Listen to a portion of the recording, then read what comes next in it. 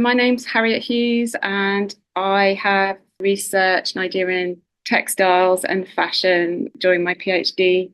I'm just going to talk about akwete cloth. It's hand-woven cloth from Nigeria. Originally, it was made for women to wear as wrapper skirts, and it dates from at least the 19th century, possibly earlier. It obviously shares the name of Akwete with the town of Akwete, which is in southwest Nigeria in Abia State. The cloth is recognizable for its abstract, distinctive, and figurative patterns and small icons against a plain background, giving a sort of floating effect. Igbo is the name of the cultural group in Nigeria who make the cloth. And during the 19th century, huge quantities of the cloth were traded to another group, the Ijo, who really valued the cloth. And they traded huge quantities from the Igbo cultural group across rivers and swamps of the Delta region. So the Ijo rivers chiefs bought the cloth and used it in ceremonies. And they used it to express wealth, status, or power, and really valued the cloth. And interestingly, the Igbo people, the women who made the cloth, they themselves rarely wore it, although this has changed today in contemporary contexts.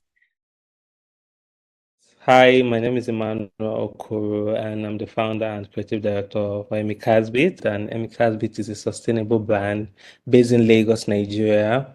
We work closely with women from Abia State, Akwete community to be precise, and these women hand weave the fabrics we used in our collections. So in our collection, we have about 90% of handwoven fabric called akwete. These textiles are handwoven at our community in Abia State, where we have these women. It's our initiative. It's an artisan hub. We have these women. I started off with like one artisan, but now we have about 12 artisans who are hand weaving day and night from start to finish.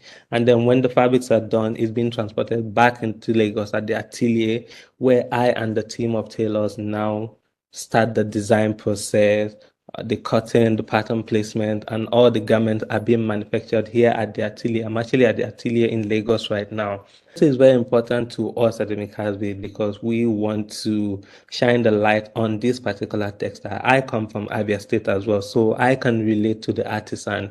For me now with the artisans, it's almost like a family relationship because I understand the language, I can speak to them, and it's easier to communicate with them.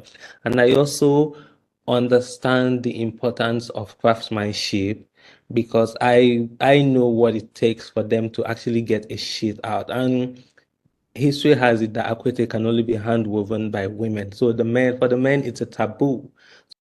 The women are now the breadwinners of the family. So we're encouraging this as well, and also helping them to make a living because we want to make sure that they are they are catered for, and the supply chain, everyone on the supply chain is being looked after. So the supply chain for us comes from the artisan to the team of tailors here in Lagos and down to the sales department. So everyone is carried along on the chain of production.